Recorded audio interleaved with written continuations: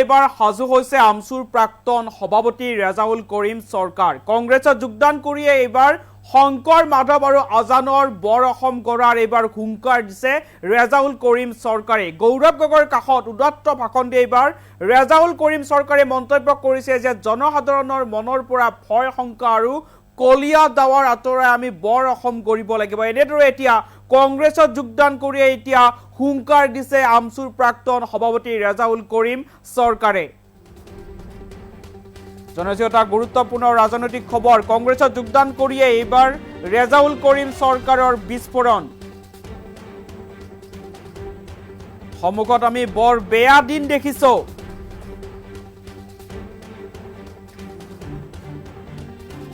কলিয়া দাৱাৰ আঁতৰাই আমি গঢ়িব লাগিব বৰ অসম। বৰ অসম গঢ়াৰ এইবাৰ প্ৰতিশ্ৰুতি দিছে আমচুৰ প্ৰাক্তন সভাপতিগৰাকীয়ে। ধৰ্ম পাহৰি আমি মানুহ আৰু মানৱতাৰ অসম কৰিব বিচাৰিছো। শংকৰ মাধৱ আজান ফকীৰৰ অসম আমি ঘূৰাই আনিব লাগিব। জনসাধাৰণৰ ভয় শংকা আঁতৰাবলৈ গৌৰৱ গগৈৰ সেনাপতি সময়, এই মন্তব্য কৰিছে ৰেজাউল কৰিম চৰকাৰে। কংগ্ৰেছত যোগদান কৰি এইবাৰ ৰেজাউল কৰিম চৰকাৰৰ বিস্ফোৰণ। কেইবাটাও বিস্ফোৰক মন্তব্য কৰিছে, হুংকাৰ দিয়া দেখিবলৈ পোৱা গৈছে ন কংগ্ৰেছী তথা আমচুৰ প্ৰাক্তন সভাপতিগৰাকীয়ে। গৌৰৱ গগৈৰ সেনাপতি হ'বলৈ সাজু হৈছে। কলিয়া দাৱাৰ আঁতৰাই মানুহ আৰু মানৱতাৰ এখন অসম গঢ়াৰ প্ৰতিশ্ৰুতি দিছে এইবাৰ আমচুৰ প্ৰাক্তন সভাপতি তথা ন কংগ্ৰেছী ৰেজাউল কৰিম চৰকাৰে। সন্মুখত আমি বৰ বেয়া দিন দেখিছো, গতিকে শংকৰ মাধৱ আৰু আজানৰ অসম গঢ়াৰ এইবাৰ প্ৰতিশ্ৰুতি দিছে। কাৰণ আজি ৰাজীৱ ভৱনত এখন কংগ্ৰেছ দলৰ বৃহৎ যোগদান সভা অনুষ্ঠিত হৈছিল আৰু এই যোগদান সভাতেই গৌৰৱ গগৈৰ উপস্থিতিত কংগ্ৰেছত যোগদান কৰিছে আমচুৰ প্ৰাক্তন সভাপতি ৰেজাউল কৰিম চৰকাৰে। আৰু সৃজনগ্ৰাম সমষ্টিৰ পৰা ২৬ৰ বিধানসভা নিৰ্বাচনত কংগ্ৰেছৰ প্ৰাৰ্থীও হ'ব পাৰে ৰেজাউল কৰিম চৰকাৰ। আৰু গৌৰৱ গগৈৰ উপস্থিতিত কংগ্ৰেছত যোগদান কৰিয়ে এইবাৰ হুংকাৰ দিছে আমচুৰ প্ৰাক্তন সভাপতিগৰাকীয়ে।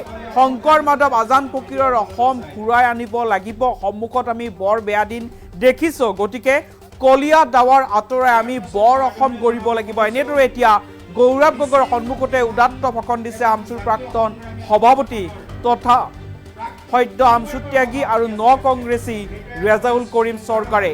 কি বিস্ফোৰক মন্তব্য কৰিছে বা কি হুংকাৰ দিছে ৰেজাউল কৰিম চৰকাৰে, মন্তব্য আগবঢ়াইছো। যাৰ কাৰণে আজি মই কংগ্ৰেছক এইকাৰণে বাছি লৈছোঁ যে আমি সন্মুখত বৰ বেয়া দিন দেখিছোঁ। সেই বেয়া দিনৰ পৰা, সেই কলা ডাৱৰৰ পৰা পোহৰ আঁতৰাই আমি এখন বৰ অসম কৰিব লাগিব, যিখন অসমত কেৱল মানুহ থাকিব, মানৱতা থাকিব, অসমীয়া জাতি থাকিব, য'ত নাথাকিব ধৰ্মৰ ভেদাভেদ, জাতি জনগোষ্ঠীৰ ভেদাভেদ।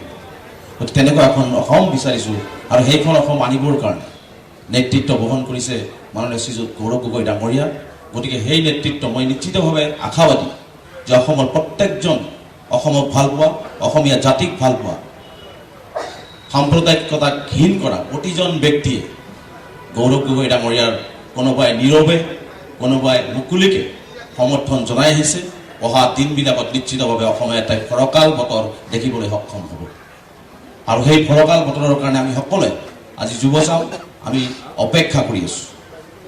গতিকে আজি আমি তেনেকুৱা এখন তাহানিৰ অসম বিচাৰোঁ। কাৰণ এইখন অসম এনেকুৱা এটা পৰিৱেশ কৰি দিয়া হৈছে, এনেকুৱা এটা পৰিৱেশ কৰি দিয়া হৈছে যে আমি ইজনে আনজনক ঘীন কৰাৰ এটা পৰিৱেশ কৰিছে। তেনেকুৱা অসম আমি কেতিয়াও বিচৰা নাছিলোঁ। আহিব লগা প্ৰজন্মই আমি যদি আমাৰ অসমখনক গৌৰৱ গগৈ ডাঙৰীয়াৰ নেতৃত্বত আমি ঠিক কৰিব নোৱাৰোঁ, তেনেহ'লে আহিব লগা প্ৰজন্মই কিন্তু আমাক অভিশাপ দিব। গতিকে আমি নিশ্চিতভাৱে শংকৰদেৱ গুৰুজনা, মাধৱদেৱ গুৰুজনা, আজান পীৰ চাহাব গুৰুজনাই সেই তাহানিৰ অসমখন যি গঢ়িছিলে সেইখন অসম আমি পুনৰাই ঘূৰি আনিব লাগিব। আৰু সেইখন অসম আমি ঘূৰি আনিব লাগিব গৌৰৱ গগৈ ডাঙৰীয়াৰ নেতৃত্বত। সেই সপোন আমি দিব।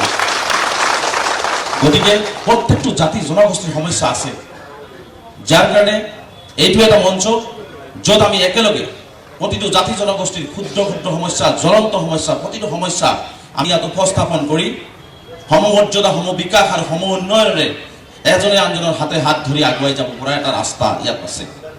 আৰু সেই ৰাস্তাৰে আমি আগুৱাই গ'লে আমি এখন সুন্দৰ অসম পাম। অসমৰ মুখ্যমন্ত্ৰী ডাঙৰীয়া বাৰে বাৰে কয় অসম 5খন ৰাজ্যৰ ভিতৰত আমি আগুৱাই লৈ যাম। মই আজি ঘোষণা কৰিছোঁ তেওঁ যিটো পৰ্যায়লৈ লৈ গৈছে, যদি আমি 26ত তেওঁক আঁতৰাব নোৱাৰোঁ, তেনেহ'লে অসম 5খন ৰাজ্যৰ ভিতৰত নহয়, বিশ্বৰ ভিতৰত আটাইতকৈ পিছপৰা অসম হ'ব। তো তেনেকুৱা অসম আমাক নালাগে। গতিকে আমাক 5খন ৰাজ্যৰ ভিতৰত নালাগে, অন্ততঃ অসমে ভাৰতবৰ্ষৰ বুকুত মূৰ দাঙি থিয় হ'ব পৰাকৈ এখন আমাক অসম লাগে। সেইখন অসমে আমি গৌৰৱ গগৈ ডাঙৰীয়াৰ নেতৃত্বত আমি কৰিব কাৰণে আগবাঢ়ি গৈ আছোঁ। গতিকে মই দৃঢ় বিশ্বাসী যে আমি আমাৰ অসমখনত প্ৰত্যেকটো জাতি আজি আদিবাসী ভাইসকলৰ সমস্যা আছে, কোচ ৰাজবংশী ভাইসকলৰ সমস্যা আছে, আজি মই যিটো কমিউনিটিৰ পৰা বিলং কৰিছোঁ সেইটো জাতিৰ সমস্যা আছে। গতিকে আজি প্ৰত্যেকটো জাতি জনগোষ্ঠীৰ বিভিন্ন সমস্যা আছে। সেই সমস্যাখিনি মই ভাবোঁ যে প্ৰত্যেকজনে সেই সমস্যাখিনি যদি আমি গৌৰৱ গগৈ ডাঙৰীয়াই যিহেতু শুনিব বিচাৰে, কৰিব বিচাৰে, তেখেতৰ সন্মুখত যদি আমি বলিষ্ঠভাৱে কথাখিনি সৎ আৰু নিষ্ঠা সহকাৰে শুদ্ধ সততাৰে যদি আমি আগবঢ়াই দিওঁ, নিশ্চিতভাৱে তেখেতে সেই সমস্যাখিনি আমাৰ প্ৰত্যেকটো জাতি জনগোষ্ঠীৰ সমস্যা নিজৰ সমস্যা বুলি লৈ আগবাঢ়ি গৈ সমাধান কৰি দিব। গতিকে মই এইটো আশাবাদী। গতিকে মই বেছি দীঘলীয়া নকৰোঁ। সংখ্যালঘুসকলৰ বিভিন্ন সমস্যা আছে। মই আশা কৰিম যে আমাৰ যিহেতু বিভিন্ন সমস্যা আছে, আজি মাটিৰ পট্টাৰ সমস্যাই হওক, চহৰ অঞ্চলৰ ভূমিৰ সমস্যাই হওক, আজি স্কুল কলেজৰ সমস্যাই হওক, আজি অৰ্থনৈতিকভাৱে পিছপৰি যোৱা জাতিটোৰ বহু সমস্যা আছে, তাৰোপৰি নাগৰিকত্বৰ সমস্যা হওক, মই ভাবোঁ যে এই কথা বাৰ্তাবিলাক নিশ্চিতভাৱে মই এই দলৰ মজিয়াত বলিষ্ঠভাৱে কথাখিনি সততাৰে শুদ্ধভাৱে দাঙি ধৰি এই সমস্যাখিনিৰ এটা চিৰস্থায়ী সমাধান কৰিব লাগিব। কাৰণ প্ৰত্যেকটো জাতি জনগোষ্ঠীৰ সমস্যা যদি চিৰস্থায়ীভাৱে সমাধান নহয়, অসম কেতিয়াও সৰ্বাংগী উন্নত অসম নহ'ব।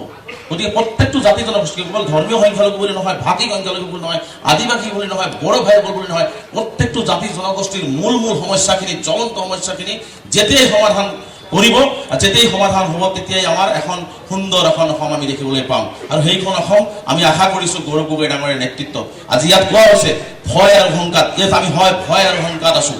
সেই ভয় আৰু শংকা আঁতৰাবৰ কাৰণে গৌৰৱ গগৈৰ পিছত মই ৰেজল্ট কৰিম এজন সেনাপতি হিচাপে সেই ভয় কেনেকৈ আঁতৰাব লাগে, সেই ভয় আঁতৰাই হিমন্ত বিশ্ব শৰ্মা ডাঙৰীয়াক অসমৰ পৰা আঁতৰাই অসম কেনেকৈ বচাব লাগে, অসমৰ মাটি কেনেকৈ বচাব লাগে, অসমৰ জাতি জনগোষ্ঠী কেনেকৈ বচাব লাগে, অসমীয়া জাতিক ঐক্যবদ্ধতাৰে কেনেকৈ আগুৱাই লৈ যাব লাগে, সেই কাম মই সভাপতি ডাঙৰীয়াৰ নেতৃত্বত এজন ক্ষুদ্ৰ সৈনিক হিচাপে কৰিবৰ কাৰণে মই বদ্ধপৰিকৰ।